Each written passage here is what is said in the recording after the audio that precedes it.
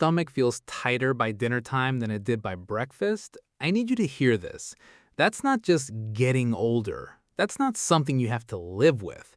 And by the end of this video, I'm going to tell you about the food on this list that surprises almost everyone. The one that seems healthy, that you've probably eaten this week, that might be the biggest reason your waistband feels different by evening. Here's something most people don't realize about bloating after 55.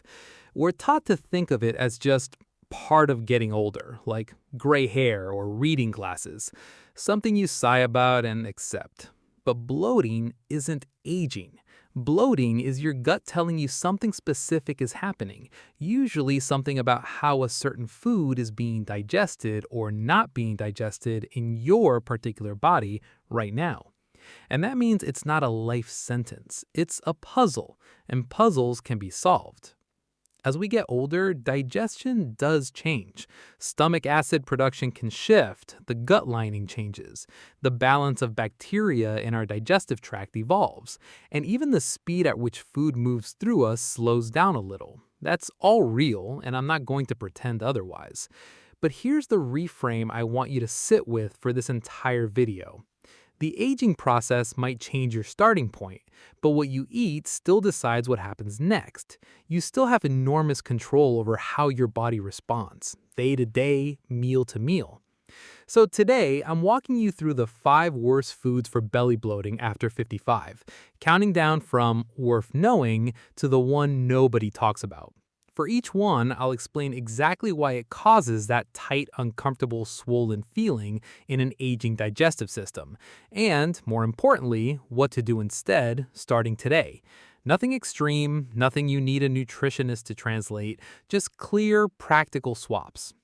Before we get into the list, I want to invite you into this properly, not just talk at you for 20 minutes. So here's what I'd love. Down in the comments, just tell me, does this happen to you more in the evening or right after certain meals? Or maybe you've already figured out one food that's a problem for you. I read these, and honestly, some of the best insights on this channel come from you, not me. So say hello, tell me your experience, even just your age and whether this resonates. It helps me know who's actually watching, and it helps someone else scrolling through the comments feel less alone in this. Now, one more thing before we start counting down. I mentioned there's a food on this list that surprises almost everyone. It's not soda, it's not beans, it's something most people consider one of the healthy staples of an aging-friendly diet, recommended constantly for heart health, for fiber, for weight management. And yet, for a specific reason we'll get into, it can be one of the single biggest bloating triggers for people over 55. I'm not going to tell you what it is yet, that's coming later, at the very top of the list, because I want you to have the full picture first. Digestion doesn't happen in isolation. Each of these foods interacts with the others, and understanding the pattern matters more than memorizing one fact. So, let's start the countdown. 5 foods, ranked from keep an eye on this, all the way up to the one that changes everything once you understand it. Some of these might be old friends on your plate right now. Don't panic and don't feel guilty. Nobody eats perfectly, and that's not the goal here. The goal is awareness and small, sustainable shifts that give your gut room to breathe again. Literally. Number 5 on our list, and we'll get into exactly why it matters, what the research suggests is happening in your gut, and what to do about it, starting right after this. Number 5. Carbonated drinks. And I don't just mean soda. Sparkling water, seltzer, the fizzy stuff you might have switched to thinking it was the healthy choice. Here's the mechanism. Carbonation works by trapping gas, carbon dioxide, in the liquid. When you drink it, that gas doesn't just disappear. It has to go somewhere. And somewhere is your stomach and intestines, where it expands and stretches the digestive tract from the inside. As we age, the muscles that help move gas along and out of the body can slow down a little, so that gas lingers longer than it used to.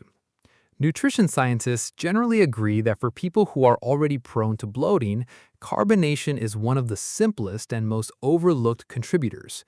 The practical fix here isn't never enjoy a sparkling water again. It's about timing and pattern.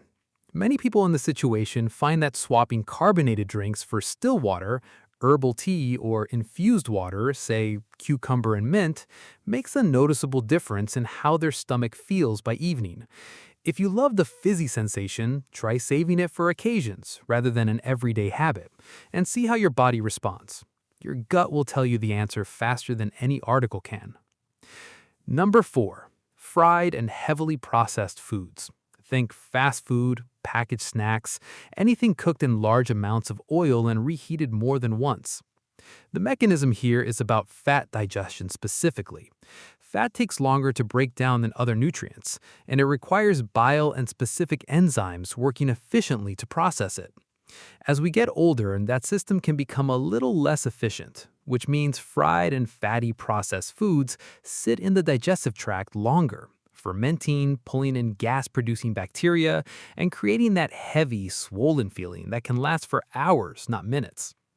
Research suggests that highly processed foods also tend to be lower in fiber and higher in sodium, and that combination, low fiber, high salt, is its own bloating recipe, because sodium encourages your body to retain water, and low fiber slows things down even further. It's a bit of a perfect storm. The practical application isn't cut out fried food forever and never enjoy a meal again. It's about frequency and pairing. Many people find that when they do have something fried or processed, pairing it with something fibrous and hydrating, a side salad, some steamed vegetables, helps offset some of that heaviness. And simply noticing, is this an everyday habit or an occasional treat? That distinction alone changes a lot. Number 3. Cruciferous vegetables. Broccoli, cauliflower, cabbage, Brussels sprouts. Now, I want to pause here because I can already hear some of you thinking, wait, those are supposed to be good for me. And they are. This is exactly the kind of nuance I want this channel to hold space for. A food can be genuinely nutritious and still be a common bloating trigger, especially in larger portions or if your gut isn't used to them. The mechanism: these vegetables contain a type of fiber that your gut bacteria have to ferment to break down, and that fermentation process produces gas as a natural byproduct.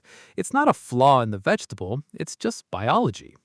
As the balance of bacteria in our gut shifts with age, some people find they ferment these vegetables more actively than they used to, producing more gas than their body is used to moving along comfortably. The fix isn't avoidance. These vegetables are too valuable nutritionally to cut out. Instead, it's about preparation and portion. Many people notice a real difference when they cook these vegetables thoroughly rather than eating them raw, since cooking breaks down some of that fiber before it ever reaches your gut.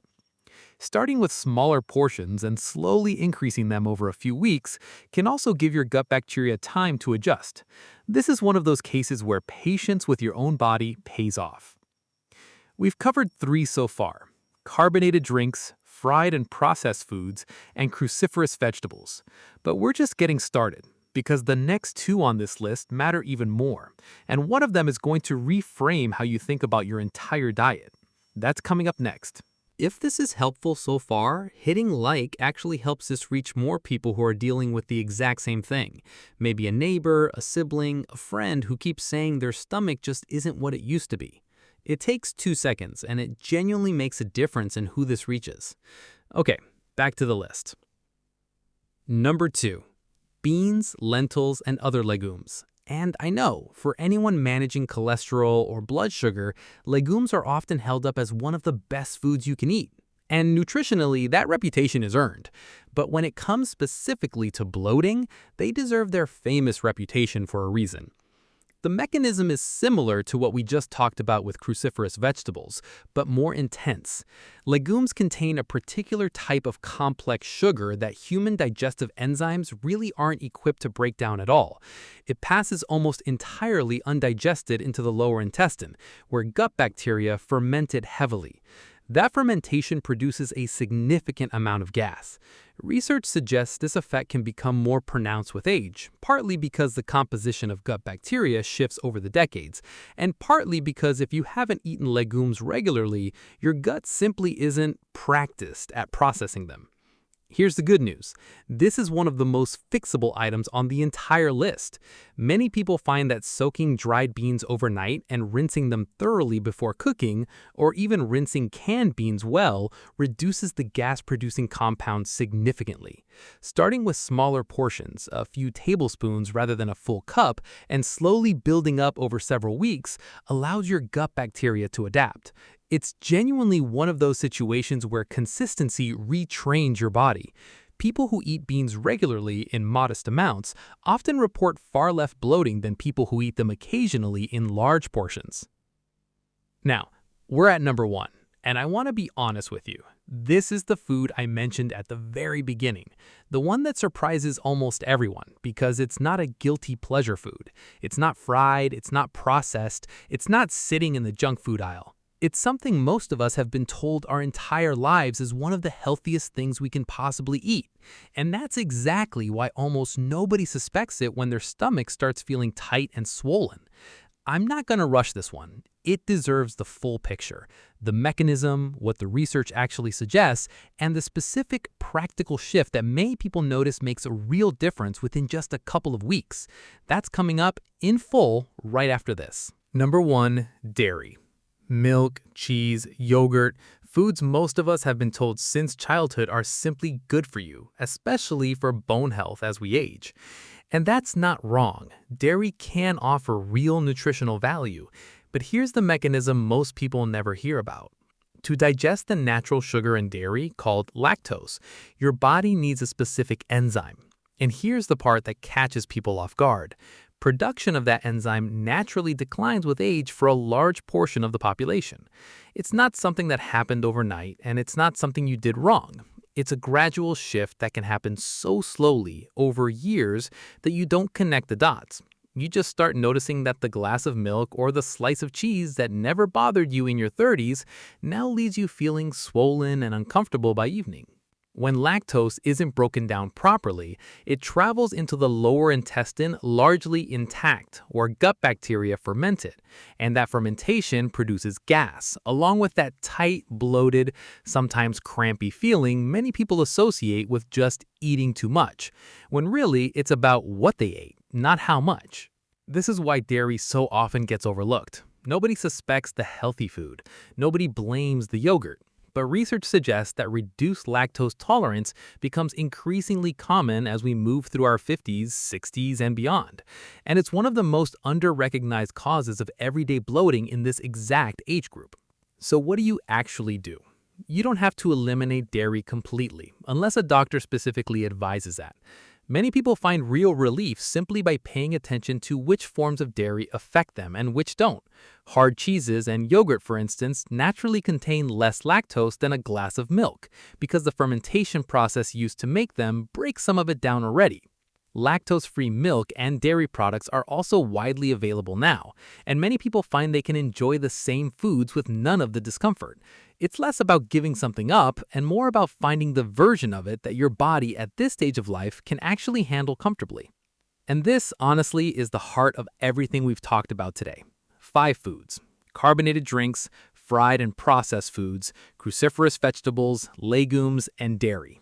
None of them are bad foods. None of them mean you've been doing something wrong. They're simply foods that interact differently with a body that has changed over the decades in ways that are completely normal and completely workable. Because here's what I really want you to walk away with today. This was never just about bloating. It's about waking up and trusting your own body again, sitting down to a meal with people you love without wondering how you'll feel an hour later, wearing what you want to wear without planning around your stomach, feeling present at dinner instead of distracted by discomfort. That's what's actually at stake here. Not perfection, just comfort and confidence in the body you're living in right now. I do want to say clearly, everything in this video is general information, not personal medical advice. Digestion is individual, and if bloating is persistent, painful, or comes with other symptoms, please talk to your doctor before making any major changes, especially if you're managing other health conditions. They know your history in a way I never can. So that's the list, and if you take just one thing from today, let it be this. Your body isn't working against you. It's just asking you to listen a little more closely than it used to. Here's to listening, and to feeling good in your own skin at any age. If this helped you understand something about your own body today, hit subscribe. This channel is all about giving you real, practical tools for aging well. Not fear, not gimmicks. Share this with someone who's been quietly dealing with this and thought it was just part of getting older. And down in the comments, tell me, which of these 5 surprised you the most? I read every single one. Until next time, take care of that gut. It's taking care of you.